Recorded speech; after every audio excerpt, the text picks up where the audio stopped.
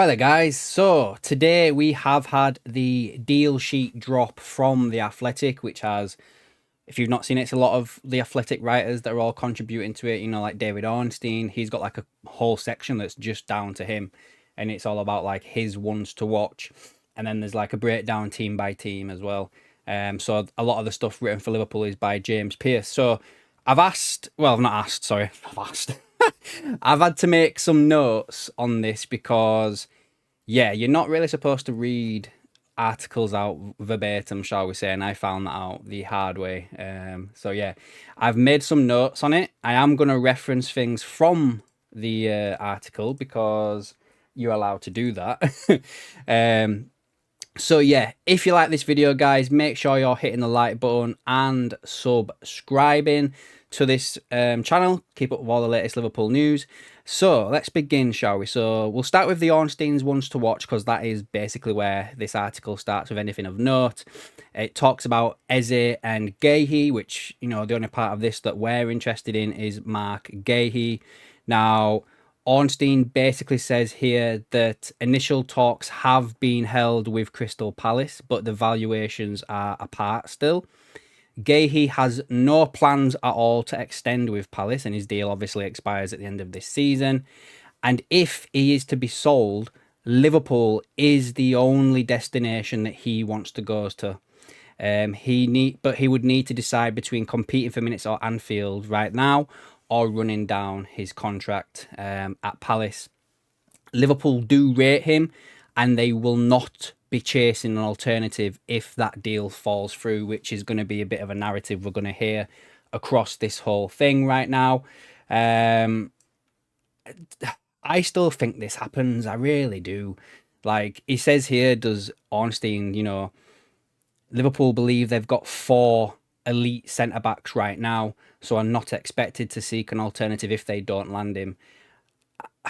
I think they get this done because I wouldn't be surprised if Kanate is sold, guys. So yeah, keep your eye out on that one. Obviously, we've got, what's this? How many days we got left of this window now? Is it like 12 or something? I think this gets done. I do. But we'll have to just wait and see what happens, won't we? Next up on the ongoing transfer targets. So again, if you might not even find this new news, guys, new news. Isak, it says here that he is Liverpool's top striker target after selling Núñez, Diaz, and obviously losing Diogo Jota, sadly. A 110 million bid was rejected last month, and Newcastle are refusing to sanction the sale despite Isak wanting the move. Again, reiterating here that Liverpool have no plan B. Isak is seen as the perfect addition to the squad.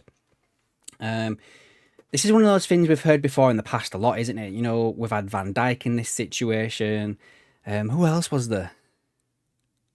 I'm sure there was somebody else where Liverpool didn't go. Oh, it was Zubimendi, wasn't it? Zubimendi, yeah. He was seen as like an ideal candidate to come into the club and everything.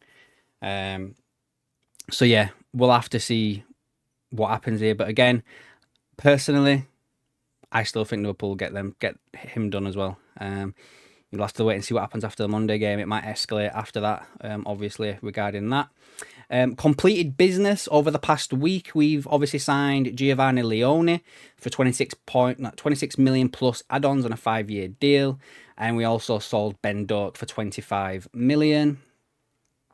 Squad situation. Ekitike has impressed hugely at Liverpool with a goal and assist on his debut. Chiesa scoring from the bench, but the squad still feels a little bit light going forward.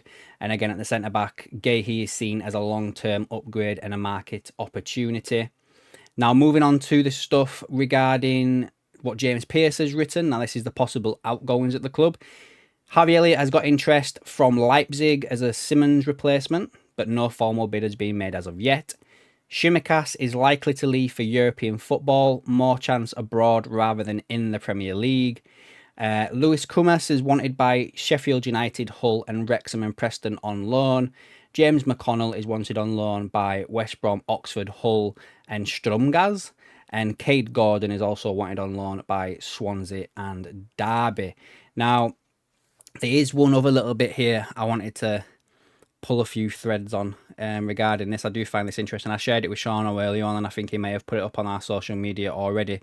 But basically, it is this, that Liverpool are the biggest spenders so far in the summer transfer window, spending £291.9 million. However, we have recouped 188.5 million also. Second place, you've got Chelsea spending 240 and then recouping 205.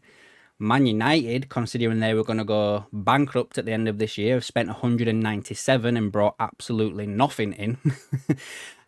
Arsenal have spent 192 and City have spent 153 million. There is still one club that has only spent 400 grand, which is Fulham, and they've brought in absolutely nothing. So yeah, make of that what you will, guys. So long story short, to finalize this video and summarize it all for you, Guehi, Isak, I think they both happen. Let's just see what goes on. Liverpool are putting out there now that they're not going to go for any alternative. They only want these players. Thing is, for me, it seems like both of these players have done everything they could do to force through a move to come to Liverpool. And if it doesn't happen, it's either Liverpool refusing to meet the valuation of both players, or the team's obviously not wanting to sell them because they couldn't sign anybody in as a replacement. But anyway, guys, I'll leave that with you. Let me know down below what you think about all of this. Put your comments and everything, like the video, and also subscribe. And I'll catch you in the next one, guys.